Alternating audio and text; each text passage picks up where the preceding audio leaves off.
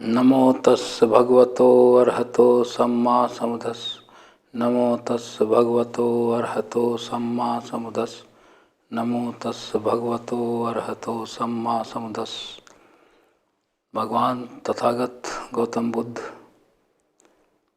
पिछले सभी बुद्ध, उनकी बुद्ध परिषद, आने वाले मैत्रेय बुद्ध, उनकी भावी बुद्ध परिषद को सत सत नमन। और हमें ये वास्तविक मार्ग दिखाने वाले, प्रदर्शित करने वाले बाबा साहब डॉक्टर B.R. अम्बेडकर को भी सत सत नमन। जैसा कि विदित है कि हम लोग आजकल चार आर्य सत्य के विषय में कुछ अपने विचार व्यक्त कर रहे हैं और कोशिश कर रहे हैं कि जो उन्होंने भगवान बुद्ध ने कहा है वो उसका कुछ अंश उसी रूप में जहाँ तक जानकारी हम लोगों को हो पाई है वो आपके साथ उसको शेयर किया जाए। क्योंकि चार आर्य सत्य जो है, दुख, समुदय, निरोध, उसको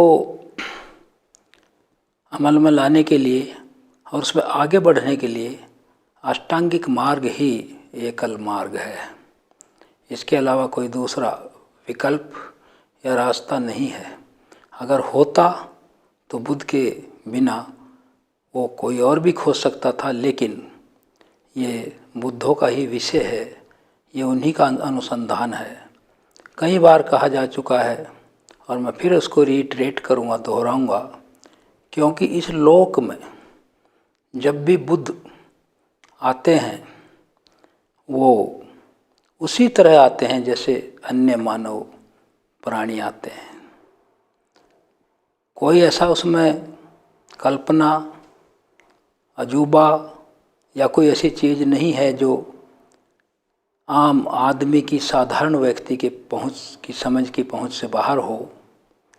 क्योंकि भगवान बुद्ध ने स्वयं कहा है, मैं भी उसी तरह माँ की योनि से पैदा हुआ और मैं भी उसी तरह एक यही शब्द यूज किया है, माँ के गर्भ को खून से भरे घड़े में रहा 9 महीने, और मैं भी उसी तरह से पैदा हुआ संसार में जैसे दूसरे लोग पैदा हुए।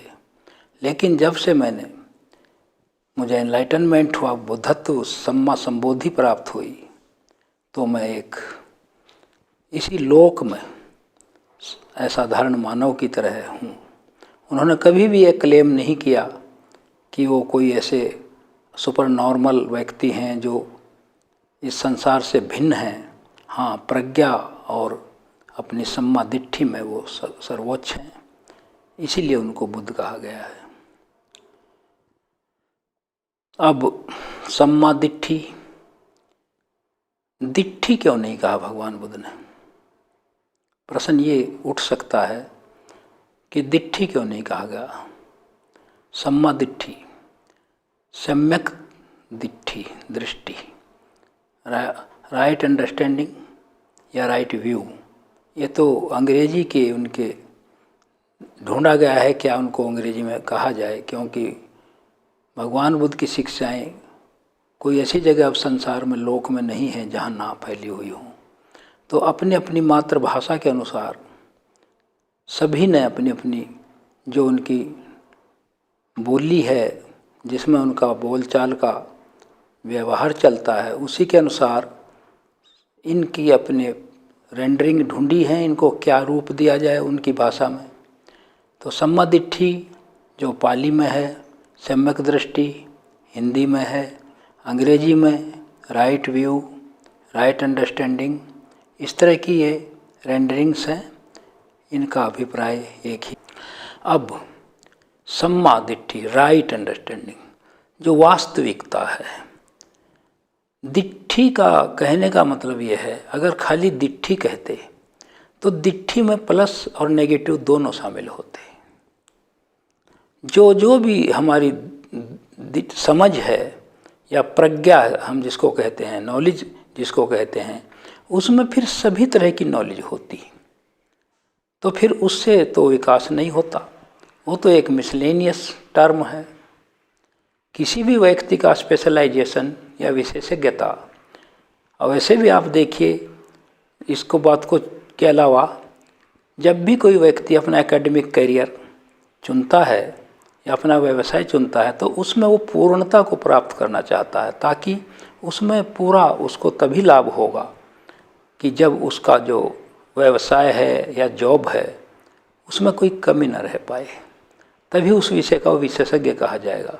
चाहे वो डॉक्टर है, चाहे फिलोसफर है, चाहे कोई इतिहासविद है, भूगोल का कोई जानने वाला है, तो उसकी जानकारी उसको उस स्तर की करनी होगी जो दुर्लभ स्तर की है। तो सम्यक लगाने से क्या हुआ, जितने भी उसके नेगेटिव फैक्टर हैं, अकुशल विचार कार्य हैं, वो सारे के सारे निकल गए और उसमें उनका समावेश नहीं है। ठीक उसी तरह है जैसे किसी वस्तु को साफ कर दिया गया हो और उसमें से जितनी गंदगी है उसको हटा दिया हो तो तभी उसमें प्योरिटी आती है। तो इसलिए सम्मा दिट्ठी कहा गया है। इसमें सब ही जो हमारी वासनाएं हैं, राग द्वेष मोह हैं और भ्रांतियां हैं, अंधविश्वास हैं, कल्पनाएं हैं, जो हमारी वो क्या हैं, सब जितनी भी ये हम संसार में फैली पड़ी हैं वो सब की सब किसी न किसी की मेंटल क्रिएशन है। किसी का अपने विचार जो भी मन में आया उसने उसको प्रतिपादित कर दिया, और उसको परखने का जो तरीका है अगर उसको देखेंगे तो कभी कभी उसमें भी निराशा लगती है और नुकसान हो जाता है। तो भगवान बुद्ध ने सम्यक दृष्टि कहा।